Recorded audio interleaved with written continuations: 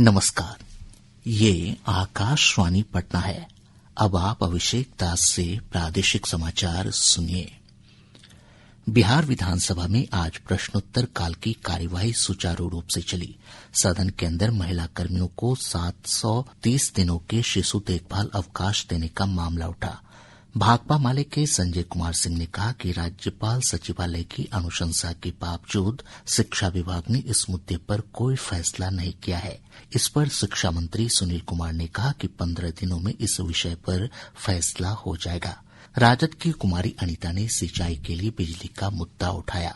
ऊर्जा मंत्री विजेंद्र प्रसाद यादव ने कहा कि वर्तमान में किसानों को सिंचाई के लिए 14 घंटे बिजली दी जा रही है। इधर विधान परिषद में आज एक बार फिर महिला सुरक्षा का मुद्दा उठा। पटना के फुलवारीशरीफ में एक छात्रा की मौत का मामला उठाते हुए नेता प्रतिपक्ष राबड़ी देवी ने जल्द से जल्द कार्रवाई की मांग की। श्रीमती राबड़ी देवी ने महिला शिक्षकों के गृह जिले में स्थानांतरण की भी मांग की। विधान पार्षद प्रोफेसर नवल किशोर प्रसाद यादव ने विद्यालयों में बेंच डेस्क की खरीद में गड़बड़ी का आरोप लगाते हुए कहा कि इसकी उच्च स्तरीय जांच होनी चाहिए। केंद्रीय स्वास्थ्य मंत्री जेपी नड्डा ने कहा है कि देश में कोडेन युक्त कफ सिरप के सेवन से किसी की मौत की कोई घटना सामने नहीं आई है। आज लोकसभा में प्रश्नकाल के दौरान श्री नड्डा ने कहा कि जब भी किसी दवा से संबंधित मौत का मामला सामने आता है, सरकार तुरंत जांच का आदेश देती है। उन्होंने कहा कि यदि कोई दवा उपभोग के लिए अनुपयुक्त पाई जाती है तो उसे तुरंत बाजार से वापस मंगा लिया जाता है। श्री नड्डा ने कहा कि दवा सुरक्षा सुनिश्चित करने के लिए एक सुस्थापित नियामक प्रक्रिया लागू है, जिसका सरकार सख्ती से पालन कर रही है। पटना में नीट छात्रा की संदिग्ध परिस्थितियों में हुई मौत के मामले में सीबीआई ने पटना के वरीय पुलिस अधीक्षक से केस डायरी की मांग की है। साथ ही अब तक की जांच रिपोर्ट, सीसीटीवी फुटेज और सभी संबंधित दस्तावेज तथा सबूत मांगे गए हैं। गौरतलब है कि सीबीआई ने कल इस मामले में प्राथमिकी दर्ज करते हुए जांच शुरू कर दी है। प्रादेशिक समाचार आप आकाशवाणी पटना से सुन रहे हैं। प्रधानमंत्री नरेंद्र मोदी आज राष्ट्रीय राजधानी में सेवा तीर्थ भवन परिसर के नामकरण का अनावरण करेंगे। इसके बाद प्रधानमंत्री सेवा तीर्थ और कर्तव्य भवन 1 और 2 का औपचारिक उद्घाटन करेंगे। प्रधानमंत्री का शाम को सेवा तीर्थ में एक जनसभा को संबोधित करने का भी कार्यक्रम है।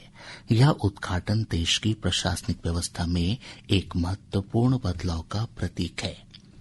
पूर्णिया और बक्सर व्यवहार न्यायालय को बम से उड़ाने की धमकी मिली है। व्यवहार न्यायालय के आधिकारिक ईमेल पर यह धमकी दी गई है। एहतियात के तौर पर न्यायालय में सभी कामकाज रोककर पूरे परिसर को खाली करा दिया गया है और चप्पे चप्पे की तलाशी ली गई।